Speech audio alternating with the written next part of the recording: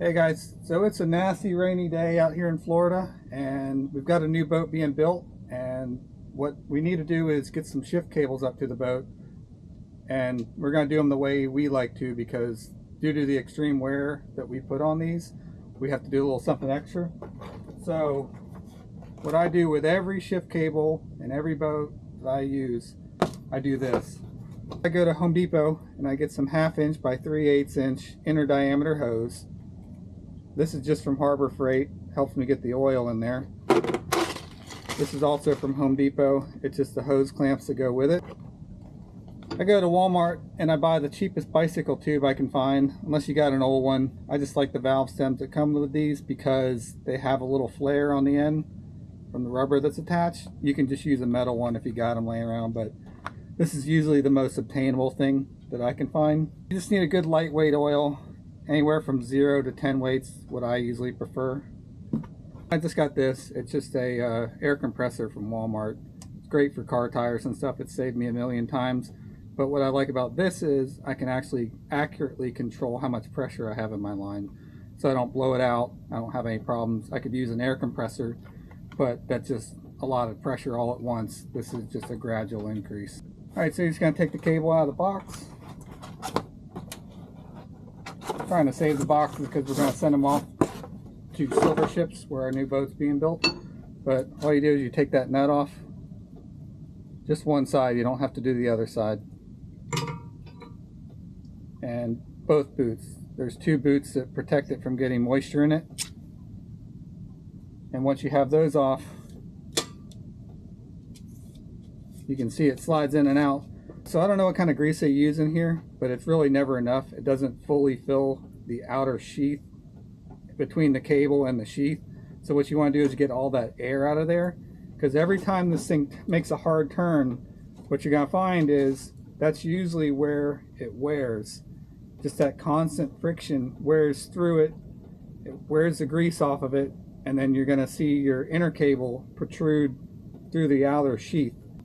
So what I like to do is, with this hose, leave it complete, because all the added volume allows it to accept more oil and I don't have to fill it up as frequently. And when you add the pressure to it, it expands more and gives it more volume of air to press the oil through. It's not going to be directly to the pump.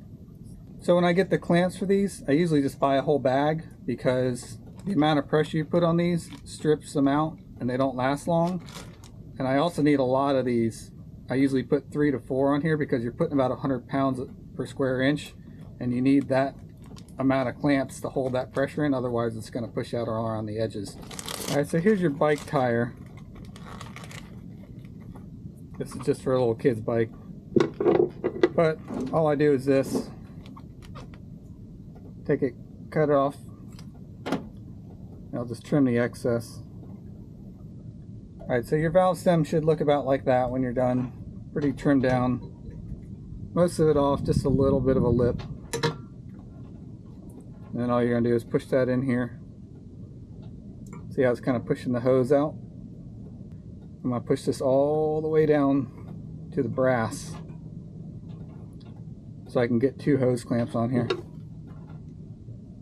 Alright, so I'm just going to stack these on here because I know I'm going to use them. If one burns out, I can just take it off of there. I'm just going to use my little funnel that I found at Harbor Freight. I used to just use a water bottle, cut the edge off, and make it kind of where I could pour it in there more accurately. But this is probably going to work a lot better. It takes a little while, but what you want to do is fill the entire hose up with oil. Now the trick to this is, what you want to do is depress that air fill valve. Just got to add a little bit. Take your screwdriver, hit that, and the oil just pours right in. Alright, so now my entire hose is filled all the way to the top. Right to my next step here, which is, just got to insert that. Just have a little oil rag ready with you. But what you're going to do is just push that in there. It's only going to leak a little bit. Once you get it started, it pretty much seals the outer edge. It's like to make sure there's no air in there whatsoever, because you'd just be pushing air into your cable. Alright, so this one I can only get on this far. I don't know why, but I'm going to run with it, see what happens. Put these on here as tight as you can, because you've got about 120 pounds of pressure. 100 to 120 is where I usually use it. Alright, we'll see how 3 hoses does. Totally full of oil. All the way to the valve. Got my extra hose clamps already on the hose. So now all I gotta do is add some air pressure. Alright, so once I have this connected, I'm gonna put about 100 pounds of air in here. You're gonna notice when I do this, the oil level is gonna go down, but what's happening is it's expanding this hose the entire length, and it's forcing the oil into that newly created void. So what you want to do is fill it up to 100 pounds, leave it, and just keep adding it. And another thing you want to do is also keep shifting the cable back and forth. That's going to help force the oil through the entire length of the cable. So here we go.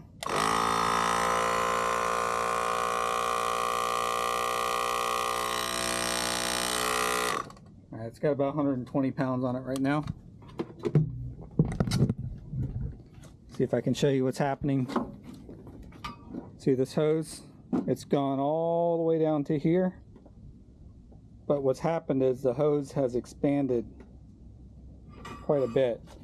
Here's the other end of the cable. What I'm going to do is I'm going to slide both of these boots up and just work it back and forth. And then constantly keep checking the pressure, because it's going to go down as it fills this cable up with oil. As soon as the oil comes out of here, you've got it. It's about 120 pounds in here right now. It'll take all day. So you can see. And if you watch the level of the hose, it's going down the entire time, so you know it's making its way in.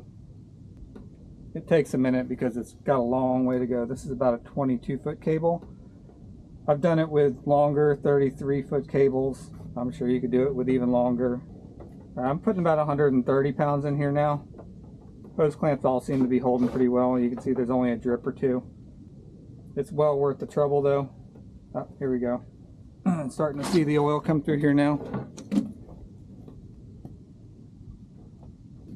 I'm probably going to get another 3 to 5 years out of this over its expected life. Alright, so once you have all the oil through, all you gotta do is release this. Let the remaining pressure out. The hose is going to shrink back, the oil is going to race back in.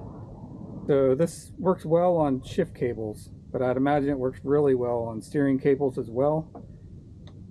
Due to the important nature of steering cables, which we don't have because we have hydraulic, but when they go, it's a lot more catastrophic.